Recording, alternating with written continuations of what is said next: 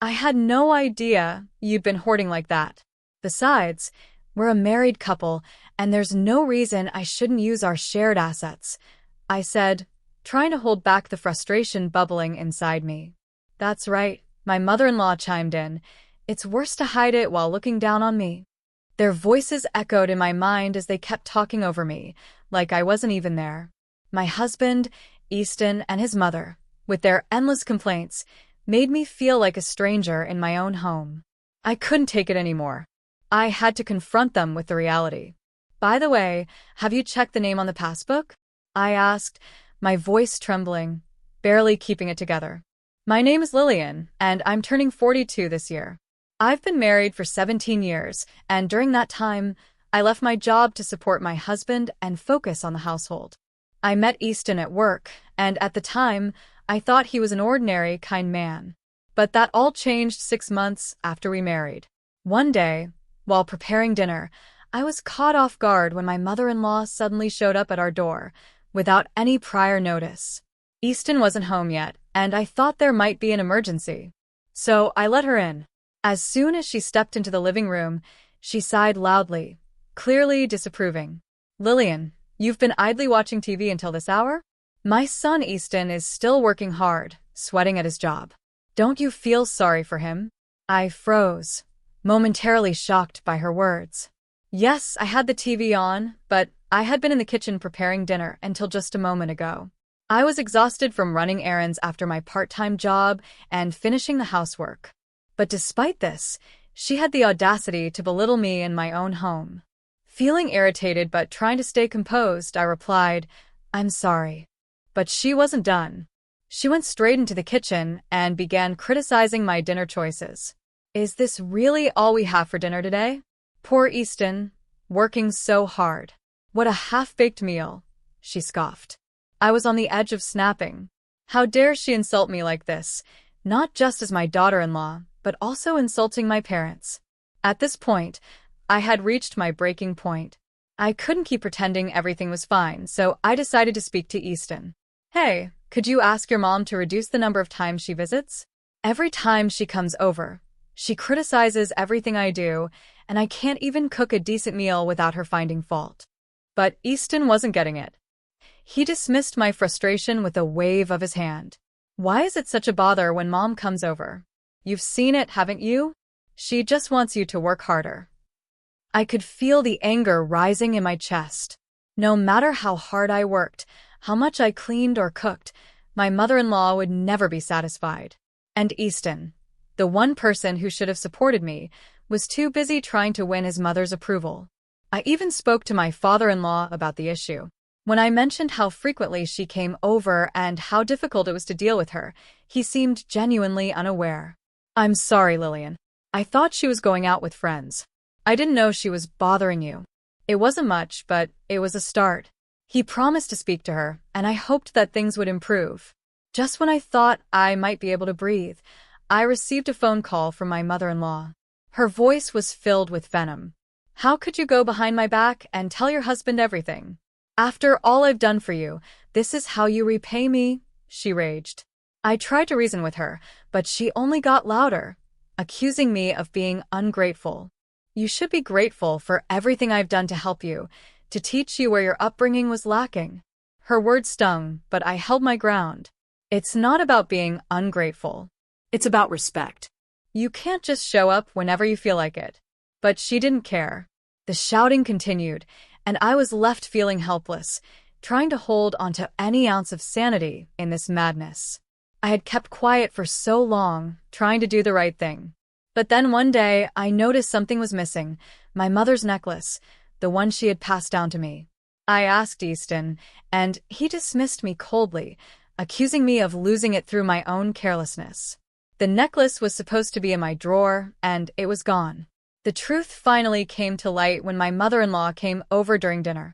As she passed by the living room, she gave me a sly smile. You really should keep better track of your things, Lillian. It hit me like a ton of bricks. She had taken it.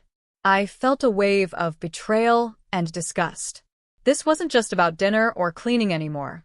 My mother-in-law had crossed a line. And this time I was done. Oh dear, It's quite disgraceful to desire something someone else is wearing, my mother-in-law sneered, her voice dripping with superiority. I couldn't believe what I was seeing. There, around her neck, was the very necklace I had lost, my mother's heirloom. It had a unique design, a peculiar ornament that was unmistakable. And now, here she was flaunting it right in front of me. "Please give it back," I demanded, my voice trembling with disbelief. Her response was mocking. "How awful. You're accusing me of stealing from you? It's not just desiring someone else's belongings, but calling them a criminal. That shows your upbringing." Her triumphant smile was the final straw. My mother-in-law had pushed me too far, and I could feel my anger boiling over. I reached for the necklace in a fit of frustration, but before I could grab it, she purposefully screamed.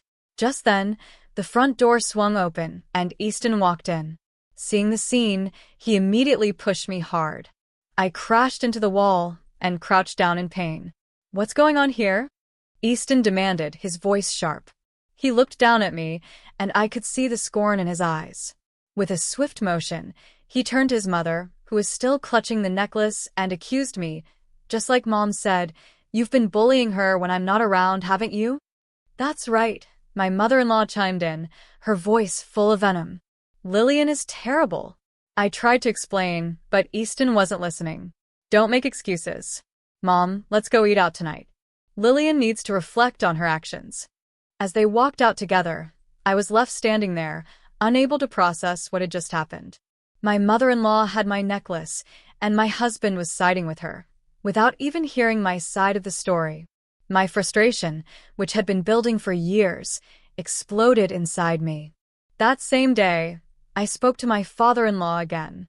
He apologized profusely, genuinely concerned about what was happening between me and my wife. I told him everything, all the frustration I had been holding in for years. To my surprise, he didn't defend his wife. Instead, he admitted he was fed up with her behavior too. "I had no idea she was bothering you this much, Lillian," he said, looking genuinely remorseful. "I'll speak to her." His words gave me a glimmer of hope. For the first time, I felt like I wasn't alone in this battle. But I had reached my limit. I couldn't just sit back and take it anymore. It was time for revenge. The next time my mother-in-law came over, flaunting that necklace once again, I knew it was my opportunity. She was still enjoying my reaction, knowing full well how much it hurt me to see her wearing it. "Could you watch the house for a bit? I forgot to buy something," I said, trying to sound casual. Normally, she would have retorted with something rude, but this time, she smiled sweetly and agreed. "Of course, take your time. You're always so busy with housework." I smiled inwardly. She had no idea what was about to happen. I left the house, my heart pounding with anticipation. This was it. If I could just get definitive proof of their manipulation, I could finally take control of the situation. I walked through the supermarket, my mind racing with what was about to unfold. Would they finally regret their actions? Or would they continue down this path of deception? Exactly 30 minutes later, I returned home, bags in hand, ready to face whatever awaited me. As I stepped through the door, I was greeted with the sight of my mother-in-law, messily eating dinner with Easton, not even bothering to wait for me. "You were late," Easton remarked. "We started without you. Today's dinner was more plain than usual. Don't you feel sorry for Mom?" I stood there in silence, trying to suppress the frustration that was bubbling up inside me. The dinner was barely a meal, just scraps of vegetables. And yet, they had eaten it all, leaving me nothing. "Why didn't you leave some food for me?" I asked, my voice tinged with disbelief. But Easton just shrugged. "Be more careful next time." It was then that I realized, it didn't matter how much I tried to please them. They would never respect me. There would be no change from these two. The final straw came on Easton's day off when my mother-in-law called me into the living room. The two of them were sitting there, looking smug, their faces full of self-satisfaction. I sat down across from them, pretending I didn't know anything. "Why didn't you tell us?" Easton asked, his voice feigning concern. "What are you talking about?" "We're talking about your bank book," my mother-in-law added, smirking. A chill ran through me as they laid out papers for a house contract in front of me. Mom and Dad, you and I bought a new two-family house. We used the money from your bank book. It's already signed, no interest, smooth transaction. My heart sank as I realized what they had done. They had used my money without even telling me. What do you mean? You're using my money without my permission? I asked, struggling to keep my composure. Easton, of course, didn't seem to care. You're just upset because you didn't know we were buying it. We're married, so there's no reason for you to complain. I could barely hold back my laughter as I leaned forward. By the way, did you check the name on the bank book? The look on their faces was priceless. They froze, their blood draining from their faces, as they realized what I had known all along. It was my turn to laugh now, softly, but with the satisfaction of knowing I had finally won. What the hell is this? Easton sputtered, his face a mask of confusion and panic. Why is it our name on this? I smiled coldly. I never said it was my bank book. So what does that mean? You stole Dad's bank book, didn't you? His expression twisted in indignation. You thief, he shouted. You went out of your way to pry open a locked drawer and took it. But you were hiding it so carefully. My mother-in-law, not to be outdone, retorted. Oh, so it's okay to steal things that your daughter-in-law treasures? I guess that's how you were raised. I shot back. Don't talk back to Mom, Easton. You should watch your mouth. Do you know why father-in-law gave this to me? They were beginning to sweat, and I continued with more evidence. I heard from father-in-law about why you've been spending so much money lately. You two even took a vacation while you were supposed to be working. You told your company that you had a fever or went to your parents' house, but I called the department head, and he was speechless when I told him the truth. The two exchanged uneasy glances as the weight of their predicament started sinking in. But I wasn't going to let them off easy. The silence between us was only broken by the sudden sound of the doorbell. I went to the door and ushered in my father-in-law, who looked far more composed than Easton or my mother-in-law. They froze when they saw him. You two need to stop causing trouble for Lillian, my father-in-law began, his voice firm.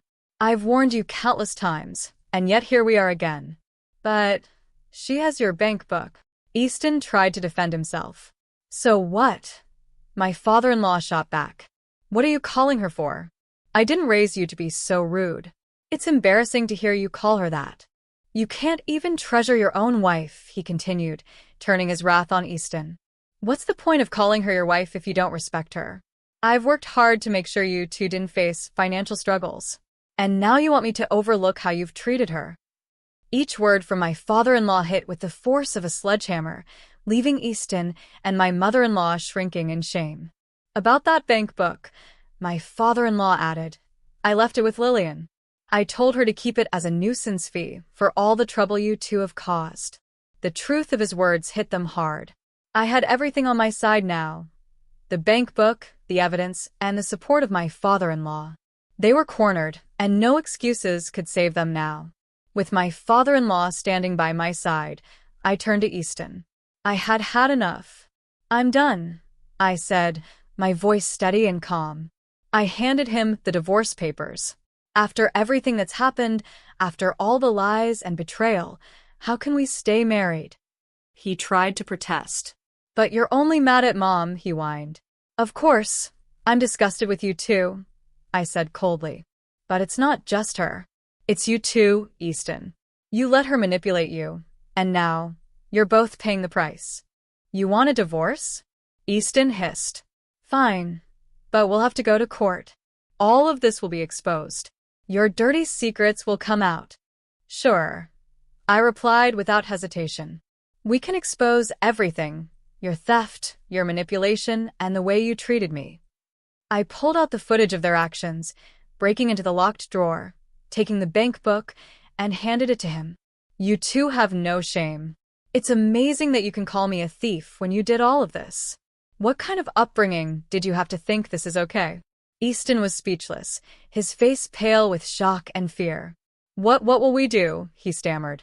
I smiled. You'll have to repay the $300K you took from your father.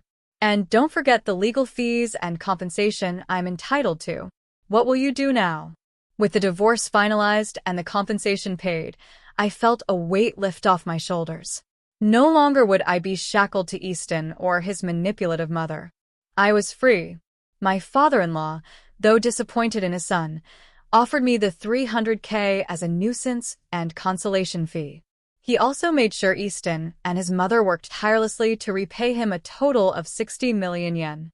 Some time later, I received an email from Easton, sent to a free email address. He was asking for reconciliation, but I ignored it and deleted the message. Thanks to the freedom I had gained, my health improved dramatically. I was finally at peace, spending my days how I wanted, and living without the constant stress that had once consumed me. In the end, I had won, not just the battle for my necklace, but the war for my own dignity and freedom. Please feel free to comment below if you like this. Remember to like and subscribers for more.